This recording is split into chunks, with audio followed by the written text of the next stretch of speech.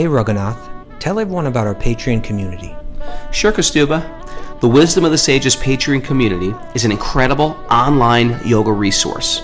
If you like the type of yoga wisdom and culture we share on the show, then our Patreon community is a great next step. This is a listener-supported podcast, and any level of sponsorship will unlock a wide range of live and archived classes, talks, and even workshops.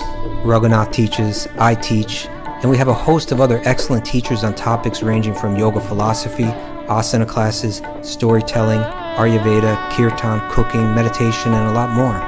We even have an incredible online Bhakti 12-step recovery group. So if you want to check it out, go to patreon.com/wisdom of the sages. All right, let's get it on. Om Namo Bhagavate Vasudevaya. Om Namo Bhagavate Vasudevaya. Om Namo Bhagavate Vasudevaya.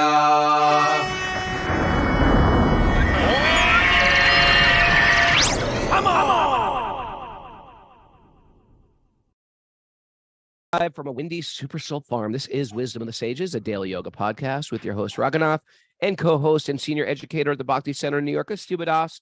Welcome to the show, everybody. Welcome to Sleep In Sunday, Sleep In Sunny. You get to sleep a little bit longer on the weekends. We start the show at 8 o'clock. If you're listening to us on Facebook, hey, we study the Srimad Bhagavatam every day. You can join us wherever you get podcasts or YouTube. Or you can get the secret codes from Mara right here, and you can join us on Zoom, which is really fun. I think Mara, to say we discuss Srimad Bhagavatam, right? Because you say study it, I think it doesn't sound the fun. wrong impression. Yeah, it doesn't sound fun. Study it. I study it. It's study for me. Okay, but it makes it sound like you have to bring your notebook. You don't. Yeah, you don't. We're discussing it. You could do it while you're driving to Costco. There you know, that's the point. You don't need to have. Yeah, you don't need to. And so anyway, on Sunday, for everybody listening on Facebook, this is what we do. We talk about the Srimad Bhagavatam. We talk about how to make ancient yogic wisdom practical and relevant. Who cares about just some ancient wisdom? I want to know how to make it practical and relevant in 2023. So here we are. And today on Sunday, we have a special guest, Dr. Shubha Vilas, who's joining us live from Mumbai. But before we bring him onto the show, Mara, do you have any announcements? Yes, we have back to your recovery group meetings today at 9:30 a.m. and 7 p.m. And our one-day passes for the Wisdom of the Sages retreat with His Holiness Sachinandana Swami are now live on the Wisdom of the Sages website. Okay. Think about that. And then we're back at 6 a.m. tomorrow, correct? Yep. I'd like to see a show of hands on the message board. On the message board, not the little click hand icon on Zoom. On the message board, if you'd like a one day with Chaitanya Charan Prabhu, the spiritual scientist, we're thinking about trying to get him up here. Anyway, we have a special guest. I'm going to read his bio. This is one of those bios. When I read it, I was like, this person is much too qualified to be on our podcast. Dr. Shubha Vilas is a lifestyle coach and storyteller and author. He studied patent law after completing his engineering degree, but finally chose the path of spiritual seeker. He has just completed his PhD in leadership. Listen to this PhD. Yeah. Leadership from the Valmiki Ramayan. And his thesis is considered path-breaking in the field of leadership studies from ancient texts. That's amazing. But wait, there's more. Ramayan, The Game of Life, is his best-selling series. It's a series of books. He's also the author of the Open-Eyed Meditations, Mystical Tales for Magical Life and Perfect Love, 5.5 Ways to a Lasting Relationship. I got to hear about that one. 5.5 ways. What's the half? Now you see how intriguing that title was. It got you. It got me in. It got me in. Yeah. He has authored more than 30 thought-provoking books. I don't think I've even read 30 books.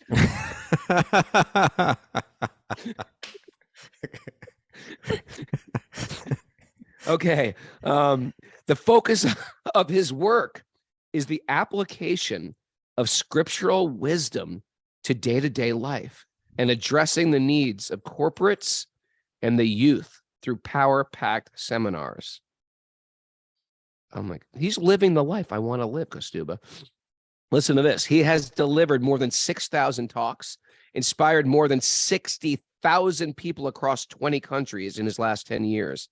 And he's a popular guest speaker at prestigious universities such as Stanford, Princeton, and MIT. He's also spoken at Google, Microsoft, Amazon, Samsung, and their world headquarters in the USA.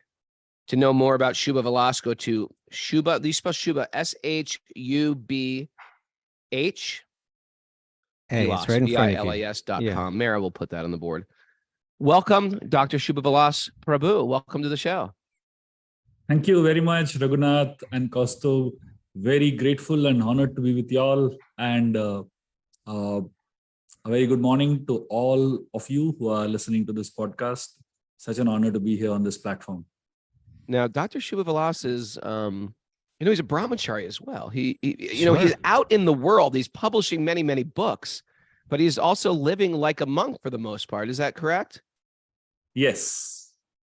He has his name precedes him. I've heard a lot about him, but Mara and myself had the good pleasure of meeting him in Mumbai this year, and where we got a bunch of his books. I actually had a bunch of his books. We're loving the Little Blue Book of Krishna, by the way. We read that like every day on repeat. That's the only way things stick in my mind, is to keep reading them over and over till they stay. And then we started reading the Youth Ramayan that you wrote, which is another great book. That is about at my reading level, the illustrated Ramayan for children. This is sort of at my reading level. And before we get into everything that you're doing now, I'm very, very curious how you grew up. Did you grow up in religious household, a spiritual household? And maybe we'll start with that. Okay. My childhood has been pretty interesting. I was born in a very holy place in India, which is known as Kanchipuram. Wow, Kanchipuram. I've been there. I was born in Kanchipuram. Yeah. I was born right outside there is a very, very beautiful temple known as Varadaraj. I was born on the street of Varadaraj's temple. On the street? Yeah, that same street. There's a whole range of houses that belong to the priests of that temple. So that's where my grandfather lived. So I was born there. Your grandfather was a priest in the Varadaraj temple? My uncles were priests in the Varadaraj temple. Amazing. My uncles were gamblers and pig farmers. How about that? That's a famous temple. It's a very famous temple. It's a very sweet temple. Yeah. So that's where I was born. But Raghunath, I'm coming closer to you in some time. Okay. I lived in Kanchipuram I lived in Chennai and Tamil Nadu till I was in the second grade. But third grade onwards, till end of engineering, I lived in Goa. So that sounds closer to you. Yeah. Raghunath likes Goa. I like Goa now. I was always anti-Goa when I was younger because it was party place. It was a party place and like the hippie party type of thing. That was the whole understanding not why you go to what India. Goa was. Yeah. And then later in life, like the last 5 years or so, I went to Goa because it's got the nicest beaches. And if you go to, there's places in Goa that are not contaminated by the party scene. They're just like very, very quiet. And it's like the nicest, calmest beach is down there. But what were you doing in Goa? My father he got a job first, and then eventually he became a lawyer. He studied law and he started practicing his own legal field in Goa. So we lived most of our lives there till end of engineering. I was in Goa very much. And as you said, Goa has two sides to it. The one side is the hip party side, the tourist side of Goa. But then there's another side of Goa, which is a very special side, which is the spiritual side of Goa, which is totally unexplored. Sure. In fact, Goa is considered to be Parashuram Kshetra. that place, that land was reclaimed by Parashuram from the ocean. So it is the first instance of land reclamation from the ocean. And therefore, that whole belt is called Parashuram Kshetra. Wow. Wow. I'm curious historically when it became a party scene. Was that like during the hippie times? Is that when people first started going there, like Westerners? Do you know anything about that? So the Goa was a Portuguese colony to a great extent. So Europe was very, very open to Goa, and it was considered to be one of the destinations for Goa, right? And therefore, from that point onwards, there was movement constantly between Europe and Goa. And that's when the scene slowly moved towards from spirituality towards, enjoyment Tourism. and materialism, basically. Now, I've got a question for you too. By the way, in Goa they speak a whole different. What do they speak in Konkani. Malayalam? They speak Konkani. Konkani. Konkani, Marathi, Hindi. How many languages are there in India? Are there like 200 languages? Yeah, more than that. There are more than 200 languages. Unbelievable. Okay, so I've got a question for you, and this is I'm speculating this. So correct me if I'm wrong.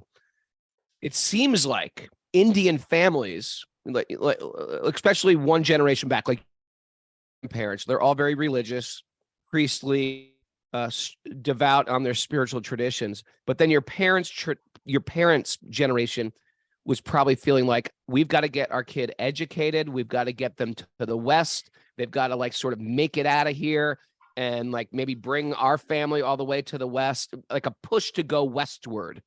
Is that true? I mean, you're very educated. Was that how your parents were feeling? Absolutely. Absolutely. In fact, when we got in touch with the Hare Krishna movement and we got connected to spirituality strongly, at one point we visited Kanchipuram with a group of devotees. My father, he told one very senior person, I'm sure all of you all know Govinda Prabhu. My father told Govinda Prabhu that none of the youngsters are in Kanchipuram. Everybody is migrating out, going to the West. And Govinda Prabhu told him, what about you? He's trying to encourage. But yes. Okay, I'm sorry. What I do find is once the kids do go to the West and they become sort of indoctrinated by Western culture, which happens because you're just surrounded by it, then the parents start to lament, like, what have we done? We've made this Faustian bargain where we give our child to the West, and they've lost touch with their culture. And this is a reoccurring theme. But did you ever move to the West and live in America? I have never moved to the West and lived in America, but Goa is considered to be the West of India. So I definitely lived in the West. He went as far as west as you can go in India. As far west as I could go. Well, I will say the beauty of especially Americans is that we are so fallen. We are such a wreck. We are such train wrecks. We are such cracked eggs, such dented cans that it's like we're living in the gutter. And the only thing we have is to like lay in the gutter, but look at the stars. But in the East, I find, and so we're looking East for some light, for some truth, for some different type of spiritual path than the dogma that we grew up with. But it seems like in the East, people like yourself, you're already very connected. Like your grandfather was a priest in an ancient temple, but the trajectory is looking west. And when one of the people like yourself at a young age, perhaps gets a little interested in these places or in the culture of the East and gets inspired by it, you're already very close there because you grew up with Dharma and you grew up with just the religious thought, the spiritual trajectory, the beauty of the culture. You have a taste for the culture. I'm still trying to find a taste for Vedic culture. You know what I mean? You have that already in the bloodstream. Can you tell me about what it was like when you had sort of an epiphany? Instead of moving towards the West, you're like, you know what? We got something really great right here. I want to dive deep into this. Right. So all through my younger days, I almost lived a dual life, in the sense, my friends, my college, my school, it was highly materialistic, highly moving towards the West. And I had a full exposure to that culture, and I had a full exposure to the complete blast of the Western mindset. I'm so At the sorry. same time, at the same time, fortunately for me, my parents grounded us so intensely in the Eastern culture, so intensely. Mm. I don't remember a single holiday, summer holidays that we used to, have about 1.5, 2 months of break from school. I don't remember a single summer holiday where we didn't spend that time in the temple town of Kanchipuram. So Wow. almost every year we were there for almost 2 months. And in those 2 months, every single day we would visit the temple. Every single day we would participate in festivals, participate in the cultural phenomena of the East. And, that way we were very much a part of the Eastern scene. But that was it. Means it restricted almost to a little bit of chanting, a little bit of visiting temples, and that's all. But when we came across the Hare Krishna movement, I was about 16 or 17 when we came across the Hare Krishna movement. And that's when things changed, because I started understanding why we do certain things. I started understanding Sure. why we, participate in certain rituals. I started understanding a more logical perspective towards spirituality. That made sense to me. And especially when it was conveyed to me by, monks who were engineers, who were doctors, who were very qualified people, who made sense to my logical thinking, then it started appealing to me. So my father was already very deeply spiritual from his childhood, but his spirituality was more ritualistic till the point we actually came across something deeper. And then from then onwards, we moved towards from being ritualistically spiritual towards being deeply spiritual. And that shift actually rekindled, I guess, my genes. So I started really thinking that I belong to a community, a heritage which was so enriched, so powerful, but I lost it because we moved, to Goa, and we moved towards a Western paradigm of thinking. But I realized that I need to go back and dive deep into that and figure out why we did certain things. And that's when my quest for Ramayan, the quest for understanding the Bhagavatam, the Gita, it just exploded. And, life has been really sweet and deep from then on. You are sweet and deep. I think when I first started coming to the ashram in Brooklyn, the Krishna ashram in Brooklyn, one of the senior devotees sort of put his arm around me, because I was a person, I didn't grow up with these rituals. It was sort of exotic to me, but it was pre-internet also, so it was like very, very foreign and weird, if not weird. And then as I started to get it to know more and more, and I'd every morning I'd eat breakfast with the monks, and one of my mentors put his arm around me and he said, "You know what your problem is, Ray?" My name is Ray. "You know what your problem is, Ray? You think all these guys are losers, and you're not a loser. Is that what you're thinking? Because I got news for you. They're not losers. They've made a very, very dedicated choice, and you just haven't yet." And I was like, oh, yeah, maybe that's right. I do think they're all losers. It's like that big ego is so massive. Like, well, that's the reason why they've surrendered their life to God, because they have nothing going on for them. But when you're meeting like engineers, very qualified people, it's like, oh, I get it. They can do whatever they want. It's not by desperation I'm living in an ashram because I have no other choices in this life. So that was very powerful, especially coming from an educated background, an educated family. Your father was professional. And so was it hard and was it difficult? Because the family structure is very tight. Me and Kostuba, we basically went our own ways from our parents at a young age. At a young age in America, you say, "I love you, Mom. I'm out of here."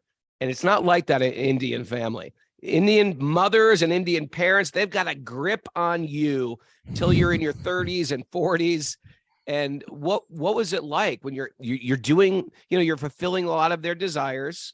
He's going to make it in this world. He's going to settle down. He's going to have a family. We're going to get grandchildren.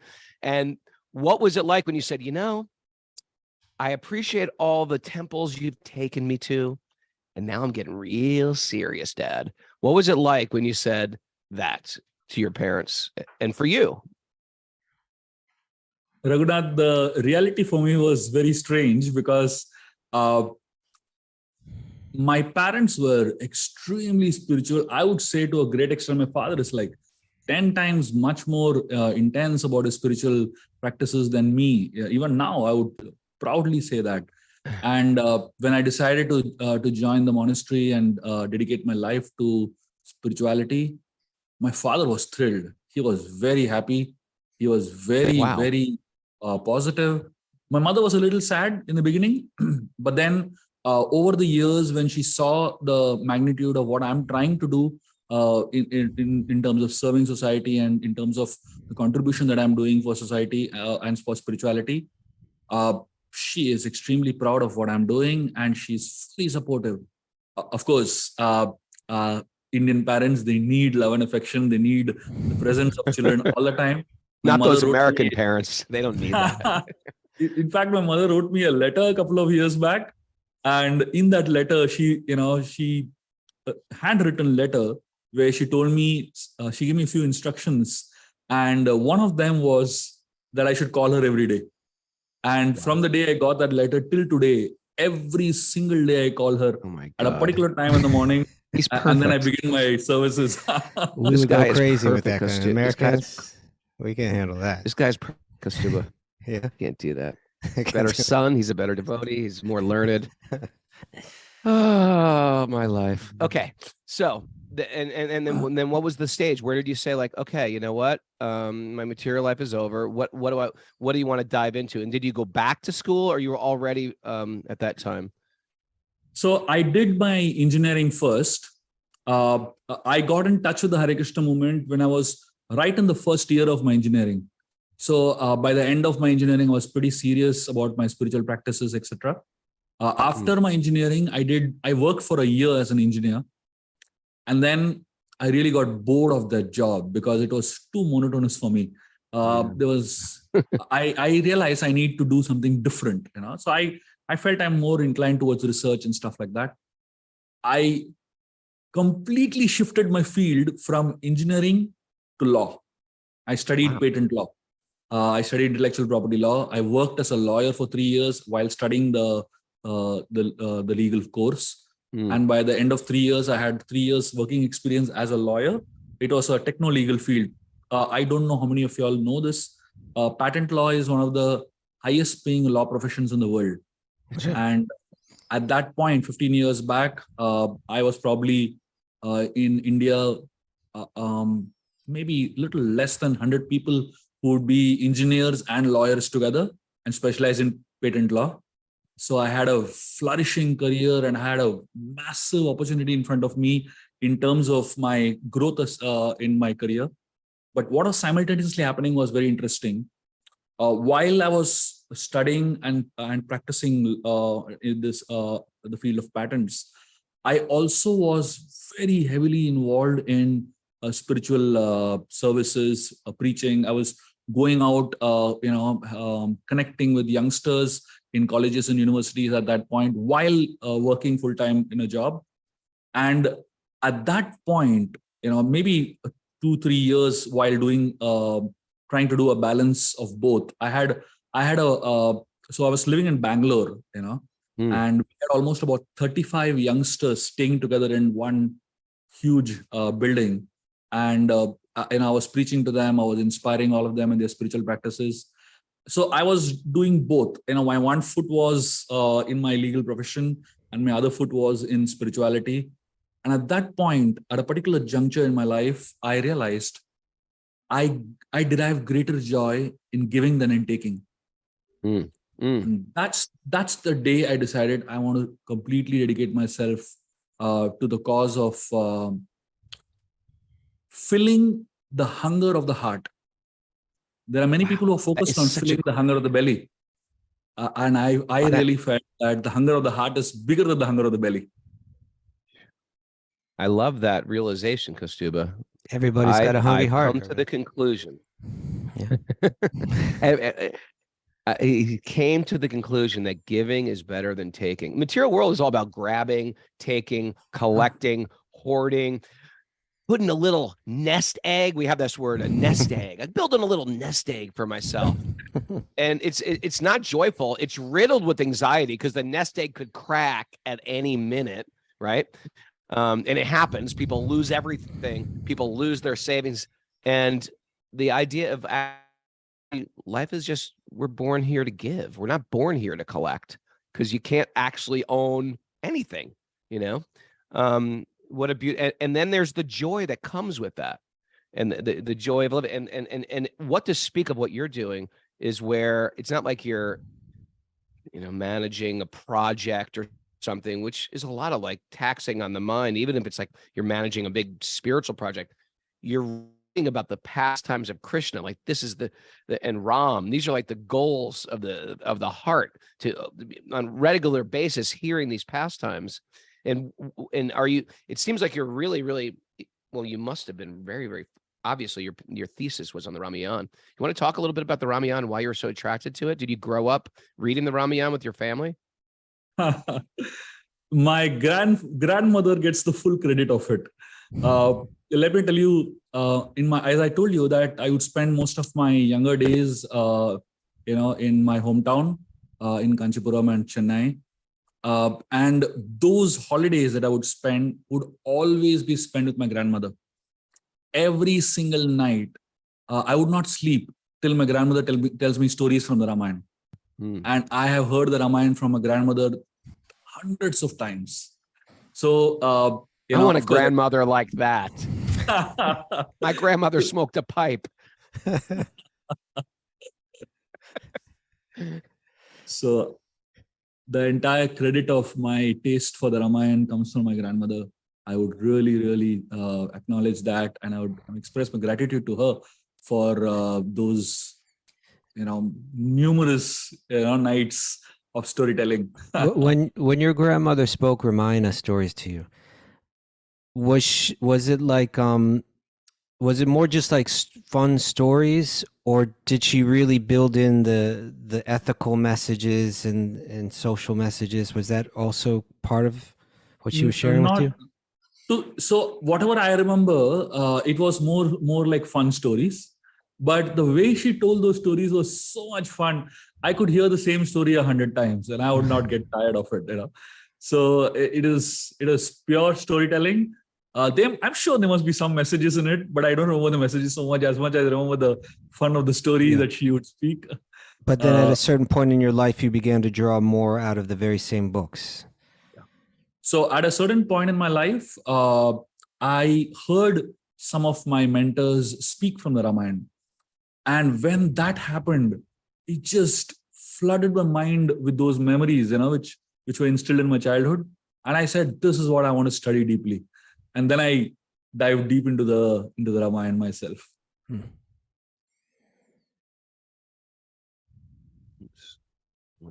Raghu, you want to? I just, can you hear me? Yeah. Okay. Yeah. So maybe we could start with that. Like, why don't you just share with our audience? Because if we love hearing these stories about Ram, why don't you just share a story about Ram that you love to share, and that can give us some inspirational message to take with us through the course of the day? Anything come to mind? Yeah, absolutely. So many things. So I'll share something very profound that I love from the Ramayan. There was a particular point where Dasharath Maharaj, who was a king of Ayodhya, the father of Ram, he wanted to retire and he wanted to make his son the king. But before he declared that, he wanted to ask everyone, what do you all feel? What do you all feel about my decision? What do you all feel about my thinking? And in front of Dasharath were the most important ministers of Ayodhya, the the most important citizens of Ayodhya, the senior most people of Ayodhya. And Dasharath really wanted all of them to feel the same that he feels about Ram being the king. But he really wanted to know what exactly the thoughts are. The moment he said what he said, everyone simultaneously they said, Icchamam Raghuviram Mahabahum, which means that all of us want Raghuvir, Lord Ram, who is a Mahabahu, who is a powerful person, to be the next king. And one person actually got up and said, we want you to step down right now and let Ram be the king right now. Dasharath felt strange. he kind of became a little insecure. Am I so bad that you all want me to get off right now? And then the citizens of Ayodhya, they said something very sweet. They said, our problem is like a cow that has given birth to two calves simultaneously. The cow doesn't know which one to focus on. We love you, but we love Ram equally. And we don't know whom to focus on, But if you ask us, we really want Ram to be the king. So that helped Dasharath really feel good about it. And then Dasharath asked the citizens of Ayodhya, tell me, what is it in Ram that you feel because of which he should be the king? Okay. And then the answer that these people gave is the most profound answer I have ever come across in my life. And I want to share that with you all. The citizens of Ayodhya said, there are three things that we see in Ram because of which we want him to be the king. The first thing they spoke about is about the talent of Ram. They went on to talk about every single talent that Ram possessed and how his talent is not just an accumulation of knowledge, but it's actually wisdom, which means application of that knowledge. They spoke about how Ram had great talent, great understanding of administration. But along with that understanding of administration, he was sensitive towards justice, towards being fair to everyone. They spoke about how Ram had great oratory skills, but his oratory skills was not just an exhibition of his knowledge, but it was a hope-giving inspiration. A lot of people can give knowledge with a desire to show their knowledge. But Ram, when he gave knowledge, it instilled hope in people's hearts, which is more important than just showing off your knowledge. So they spoke about talents of Ram. They spoke about many talents of Ram. I'll not get into details. And then they said, Ram is not just talented, but along with talent, he has good attitude also. Talent helps you come to the bridge of success. Good attitude helps you cross the bridge of success. So they spoke about Ram's attitude. And they spoke about some beautiful qualities in Ram's attitude, which I will emphasize here. One of the things they spoke about, they said, Ram, he is so humble that usually when you are a big person, a big leader, a prince or a king or anything like that, any kind of tags that you have, you usually you expect people to come to you and talk to you. You expect people to start conversations with you. You don't start conversations. But Ram is so amazing that he goes and talks to people. He doesn't wait for people to come and talk to him. They found that very good as an attitude to have. The second thing they spoke about. He approaches. He's an approachable person. He's not put off by his fame like a celebrity or a Hollywood star. Absolutely. I'm a Hollywood star. Mara, write that down. He's very approachable. And then the second attitude they spoke about, which was very touching. They said, when we have a problem, Ram comes to us and he cries along with our family members. And when we are experiencing a happy situation in our life, Ram comes to us and he's happier than our family members. They said, we have no idea how Ram does that. And the most amazing part of the thought in this answer is that Ram, he's supposed to be God. When somebody has a problem, he doesn't go and solve their problem. He goes and cries along with them. Because not all problems are meant to be solved. Most problems in this world are meant to be tolerated. Many problems are meant to be neglected. very few problems actually have solutions. Wait a second. Say this Somewhat. again. This is a huge breakthrough for me. Many problems are not meant to be solved. They're just meant to be tolerated. Okay, that's a great one. And what's the Tolerated other in one you such a way that you grow from them. Like, in other words, you tolerate the discomfort or whatever, but that becomes a stimulus for another type of growth. Absolutely. I mean, the reality is that how much do we have control over situations of life that we Yeah. can actually, solve, every little problem. And someone who feels I can solve every problem, that person actually is so proud of himself, isn't it? Mm. Ram, he didn't go with the mood with people that I want to solve your problem. He just went to them with the mood that I want to understand your problem. I want to empathize with your problem. I want to share your problem. And he cried with them. Wow. Wow. And the citizens felt that this is the person we want him to be the king, because this person will understand us. That's beautiful. Raghunath, what I'm experiencing right now is actually these texts like Ramayana and Mahabharata, there's no equivalent to them in the Western world. There's nothing that as soon as someone starts to speak it, someone that really knows it, as soon as they start to speak it, it kind of like creates an excitement in everybody. Like in India, you start speaking Ramayana like this, everybody's like a crowd excited. gathers. A crowd gathers. You sit there. Everybody. I know that because when I sit down in a holy place with all the students, and even if the local people don't understand what I'm saying, they hear me say, "Oh, Ram, oh, Vibhishan, oh, Ravana." They all sit down. They were like, "Oh, they're listening. They want to hear. They're excited." and so it's like it's got this universal appeal. All ages find it appealing. It reveals more to you about life as you age.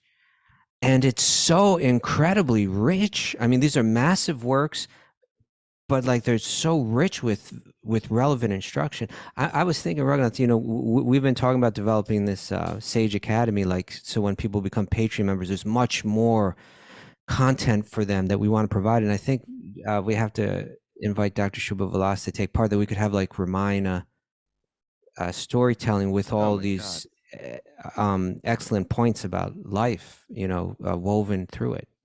I think our listeners would love that. You are an asset, Dr. Shubha Vilas, to the spiritual upliftment of the world. You know that, happy right? to serve and happy to contribute in any way I can. Okay, we're gonna be reaching out. We're gonna be following you around. This is great. Please continue. Please continue. So I was saying the citizens over here, they're talking about three things. The first thing, they spoke about talent. Talent brings you to the bridge of success. Then they spoke about good attitude. Good attitude helps you cross the bridge of success. And the third thing they spoke about is character, which helps you retain success. The third thing they spoke about is Ram's character. And while speaking about Ram's character, one of the things they speak about is how Ram is an open book. Whatever he speaks, that's what he does. A lot of people are like elephants that have two sets of teeth. One is to show the world, and the other set is inside, to eat. So a lot of people in this world are two-faced. Oh, the tusk is the one. I get it. Yeah, the tusk is the one that they show the world. I have big teeth, but actually the teeth are so tiny inside.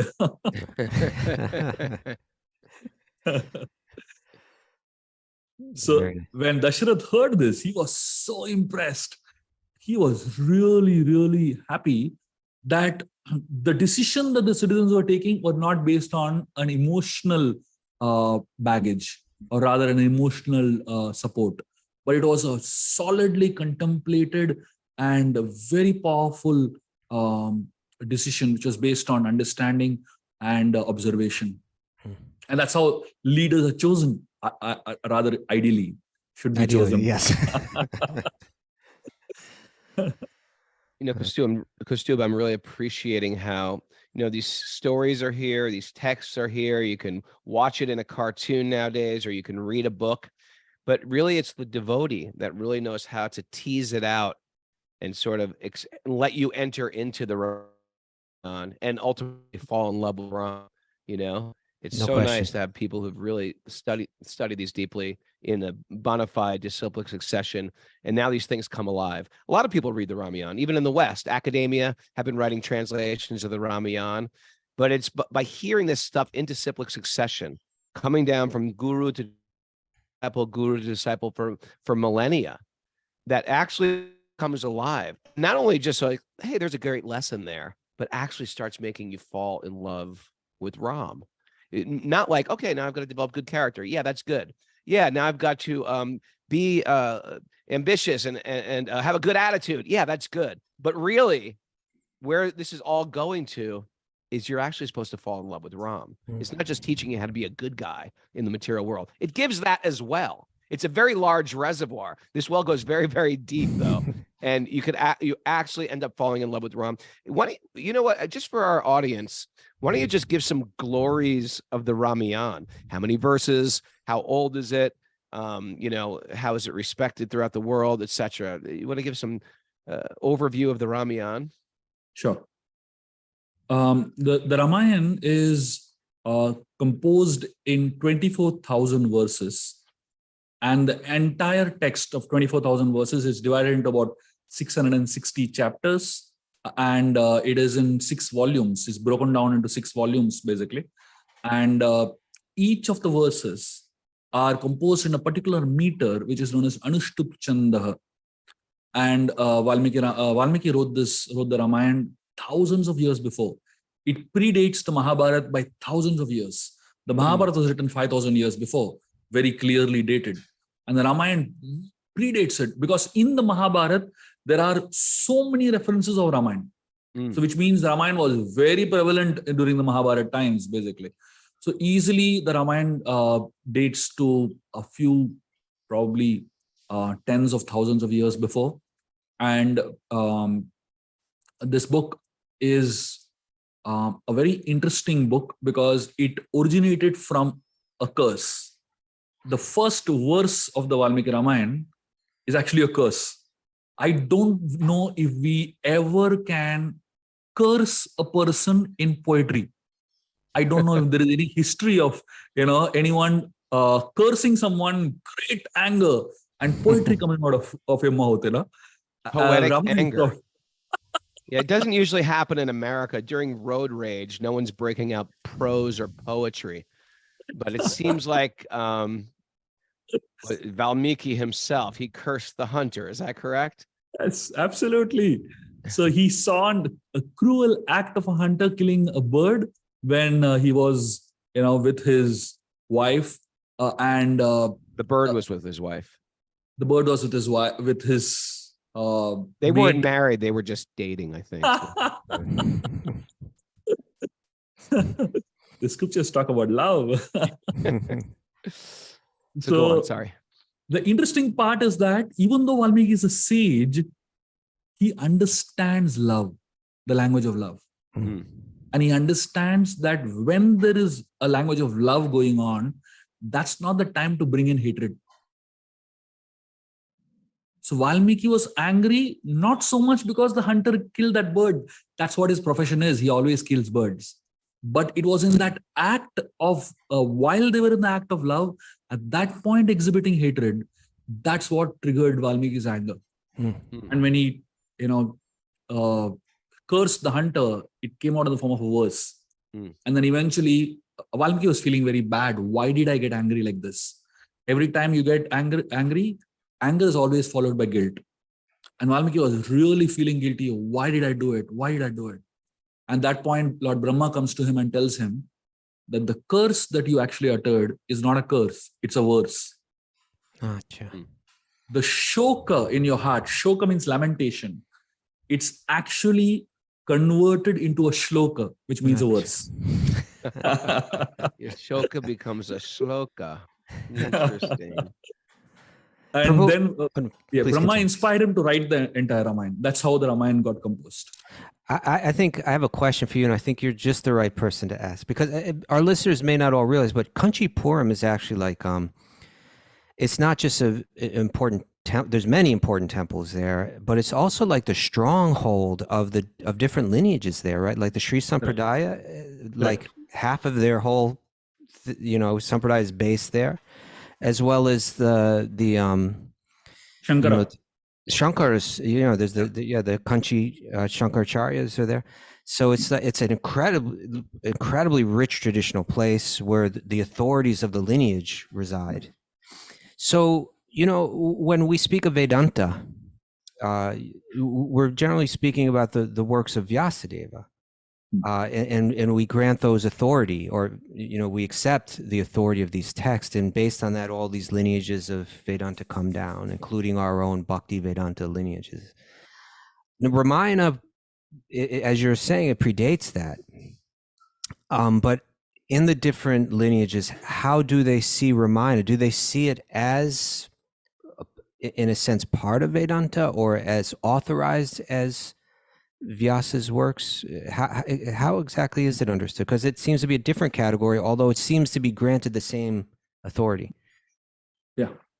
The object of the Vedas is Ram, and the Vedas themselves have descended as Ramayana. So the Sri Sampradaya, which is supposed to be the authority on the Ramayana, I mean, just to tell you how powerful the authority of Sri Sampradaya is in the Ramayana, Ramanuja, who's one of the main heads of the Sri Sampradaya. Yeah, for those that don't know, this very important ancient lineage of Bhakti Yoga. Yeah. So Ramanuja, who is the authority of Sri Sampradaya, is like the most powerful proponent of this particular lineage. He spent an entire year learning from one of his gurus, Sri Shailapurna, about the Ramayan, and he heard 64 different commentaries on how to study the Ramayan. Wow. That's the kind of study the Shiva Vaishnavas have of the Ramayan. Yeah. Wow. So when they quote Ramayana, they feel this is Veda. This is absolutely. See, there are different layers to the Ramayana. In fact, all our scriptures, there are multiple layers to it. The outermost layer is the storyline. And unfortunately, most people get stuck at the outermost layer. But as you go deeper, you realize there are layers and layers that have to be peeled open to understand the depth of what this one scripture has to offer the world. Until and unless you peel open those layers and layers of understandings and commentaries, you will not really reach the Saraswati, the hidden knowledge that is within the Ramayana and the Mahabharata. I always say Ramayana and Mahabharata are like Ganga and Yamuna flowing across India. They're constantly flowing. But most people, so everyone can see the Ganga and Yamuna flowing, but nobody sees the hidden Saraswati, the knowledge that is, it's considered to be Gupta, right? There's underground river. It's an underground river. So Saraswati also means knowledge, education. So one is to see the storyline of the Ramayana and Mahabharata, but one is to see the underlying current of knowledge and wisdom that is lying within these texts. Every single story in the Ramayana and Mahabharata have so much depth lying within them, allegorically, symbolically, through commentaries, through so many deeper ways of understanding them and making them relevant to our lives. Thank you, Prabhu. Wow. By the way, I also want to mention that Dr. Shubha Vilas Prabhu is all over YouTube. If you guys are going for a long drive or, sitting at home, cleaning the house, or you just want to study, all over YouTube, just YouTube search Dr. Shubha Vilas, SHUBHAVILAS, and so much will come up on him that you can just listen and feed your intelligence. I want to ask a conspiracy theory. If you don't, and I think you're the person to actually shed some light on it and see if it's real or see if it's completely made up. Is Sri Lanka the home of the demon Ravana? Is it in Sri Lanka or is it somewhere else? Have you ever heard this conspiracy theory? Yes, of course. Everyone hears conspiracies first. And sometimes there's some truth based in a conspiracy. And then sometimes we start to realize many years later, like, they were always right. They were always right. Careful, Raghunath, careful. He's getting excited over there. You know what? I like to keep a broad mind. Keep it broad. That's my point. So now I'm bringing in an expert. Okay. You think, is Sri Lanka Sri Lanka? Is that where Rob lived? What's up? So I'll give you 2 or 3 thoughts. They're from multiple directions to help you think more broadly. In my understanding, definitely the Sri Lanka today is the Lanka of Ramayan. And now people might argue from the point of view of distances and all the logics, etc. But in my understanding, land masses shift a lot. Over thousands and thousands of years, land masses shift majorly, Good point. And Good point. we're talking about millions of years before a story that happened millions of years before. So definitely the land masses shifting is there, but that's only one part of the logic. The other part of the logic is in the Ramayan, there is a powerful way of figuring out whether a particular place is actually that. Valmiki has done something profound, which is unimaginable considering the means of communication in those days, etc. Means of commuting in those days, etc. Valmiki, what he has done is across the Ramayan, in every place as Ram moves and as the story of the Ramayan moves, there is vivid descriptions of the flora and fauna of that place. Vivid descriptions. Ooh. In So fact, beyond the poetic contribution. Exactly. The botanist And of sorts. if you go there, that right now, if you go to any of those places and you look for those particular type of trees, the particular type of birds and animals, you will find them there even today. Amazing. Are you convinced, Raghunath? Well, the botany gets me convinced. Yes. That's right. Yeah. I happen to be a And part-time botanist myself, Prabhu. Just to help you on another level, just to help you understand this on another level. Whenever I get asked these questions about places and details, I tell people something very important that they should know when they're studying Vedic scriptures, Eastern texts. One thing we should know is that these books are not written specifically chronologically, and they are not written specifically from the point of view of details. But these books are written more from the point of view of spirit and the essence. So most people get stuck in details so badly that they forget the essence. They get stuck in so much of the conspiracy and the controversy and stuff like that they lose track of the essence. So whenever I come across such questions, like people asking, how could monkeys talk? How could monkeys fly and stuff like that? How can monkeys Just let that go. Let it go. So I tell people, please don't get stuck in the details. Focus on the essence. Sure. The essence is powerful and the essence is relevant. So even if it doesn't matter if Sri Lanka is here or if Sri Lanka is in South America, it hardly matters. I get that. The fact that Sri Lanka existed, that is true, right? And the fact that Ravan existed, and the fact that Ram existed, the fact that these epics actually happened, they are itihas, that's true. So it hardly matters whether it is here or it is there, So I would focus on the essence and the spirit behind these texts rather than getting into the details and getting stuck in such points. That's my little take on it. I love that. But while we're here, another one. But while we're here, like when we talk about monkeys and bears talking, they're not monkeys and bears, are they? They're just sort of beings.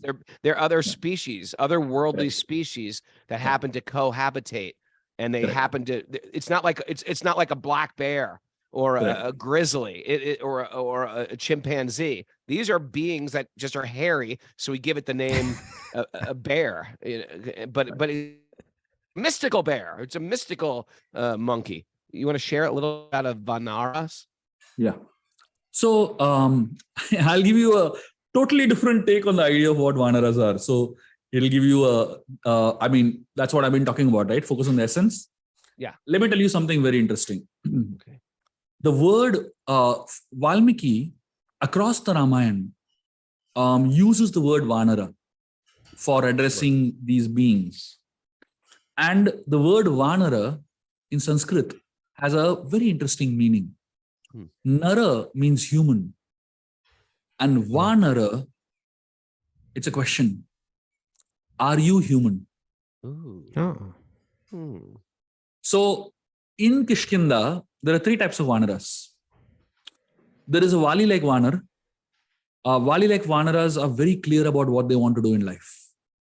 Vali was very much like Ravan in his mindset. Oh, Bali, like, okay. Eat, drink, be merry. That was his policy in life. Eat, drink, No and be Drink merry. and be merry. Okay. Okay. Yeah, we know some people like that. Sounds like America. Yeah, it sounds like that's what we're trying desperately to do. Sounds like India, of course. But So nobody's merry. Nobody's merry. That's true. We try. Eat, drink, and be mentally disturbed. And be disturbed and sad. Depressed. So Vali-like Vanaras were so obsessed about enjoyment, they did not think about consequences. Hmm. They did not think about right and wrong. They did not think about morality. They did not think about deeper principles of life. And Vali was so powerful and so much filled with self-confidence, he didn't care. Hmm. That made him insensitive. The other extreme is another type of Vanara, who are like Hanumanji. They are so sensitive. They're almost like the Ayodhya-vasis. So the entire Ramayan can be divided into 3 parts. The people of Ayodhya, people of Kishkinda, and the people of Lanka. Ayodhya represents high character. Lanka represents absolutely, Decadence. the demonic mentality of, just focusing on one's enjoyment. And Kishkinda is a place where the Vanaras exist. So some of the Vanaras lean towards Ayodhya, some of the Vanaras lean towards Lanka.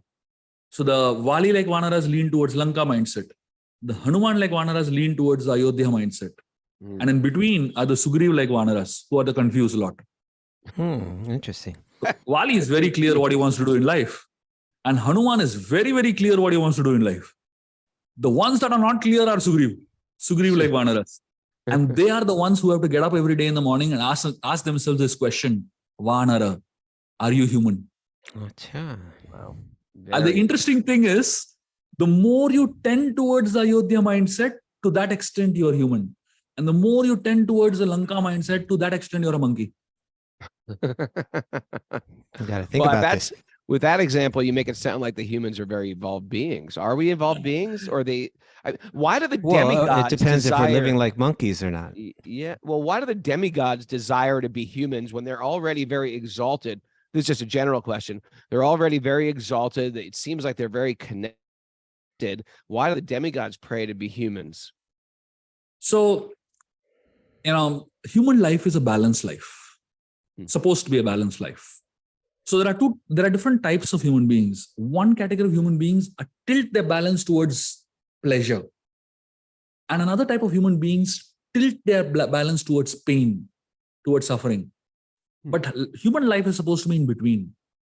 So the demigods, if you look at the heavens, extreme degree of pleasure. That's not good. And if you look at the way the demons live their life, extreme degree of causing pain to others, cruelty, etc. Violence. Somewhere in between is the balance. Okay. That's why the demigods, they need to come here. The demons, they need to come here. Wow. And in between is where the balance state is. So the idea of Kishkinda and the idea of using the word Vanara is a rhetoric question that Valmiki asks all of us. In fact, Sugriv, what he would do was very interesting, which might interest to all of you. Sugriv, when he would go for meetings, which are very important, like when he went to meet Lord Ram for the first time, he disguised himself as a human being and went and met. Because he thought being human means looking human. Wow. He didn't realize that being human is not about looking human. Being human is actually about being sensitive, being empathetic, being compassionate, having deeper qualities inside. It doesn't matter how you look. It doesn't matter, externally who you are. What really matters is that, do you have values? Do you have those deeper qualities that are supposed to be in human beings, sensitive human beings? So that's what the deeper understanding of the Vanara concept is. So if you look at it from an external point of view, it's confusing. But if you look at it from this point of view, it's so enlightening. Wow. There you go. Shubha Vilas Prabhu, thank you so much for joining us. That's our time for today. I could actually just sit down and talk to you for hours. So next time I come to Mumbai, I'd like you to please put some time aside for me so I can sit and pick your brain for hours on my Ramayan conspiracy theories. And everybody check out either on YouTube or go to his website, Shubha Vilas, SHUBHA Vilas.com, VILAS.com. And you're going to get a whole new slew of followers because I'm just walking away from this interview. I'm inspired to start reading my children's Ramayan. I got a private message on the board. Karuna, our 9-year-old from Lebanon, she's also reading the same Ramayan I'm reading. So I'm at my 9-year-old reading level, but I'm getting a lot out of it.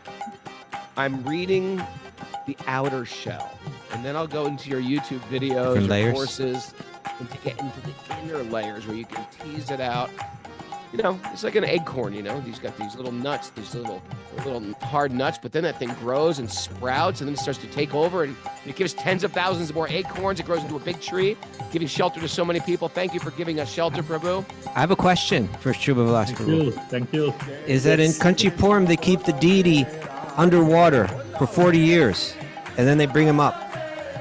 Have you ever witnessed when they bring him out of the water? Were you like a little boy? 2020. I sat in front of the that's right. They did it recently. Yeah. Just before the corona hit the world, 2019 actually. Yeah, 2019. You were there for that? Yeah, very much. It's amazing. These traditions are like thousands of years old. How often did they bring the deity out? How many years? Once in 40 years. Yeah. Once in 40? Yep. What about when you were a little boy? Were you born yet? I don't remember it at all when it happened last. I don't think I was born that time. Okay. Amazing. Thank you, Prabhu, for joining us. Thank you. What a beautiful way to start your Sunday morning. Thanks, everybody, for joining us. Thanks. Remember, Wisdom of the Sages is a community-supported podcast. If you like what we do, you go to patreon.com/Wisdom of the Sages and check out our website, wisdomofthesages.com/events. We have our retreat going on in Italy. We have a retreat at Super Soul Farm that's almost sold out. If you're thinking about it, now's the time to register. Anything that I'm doing this year, you can go to my Instagram link in bio. It's got all the things that I'm doing. I'm also going to be at Bhakti Fest and Ahimsa Fest this year in upstate New York and in Joshua Tree. Woo! I'm looking forward to connecting with everyone. Haribo!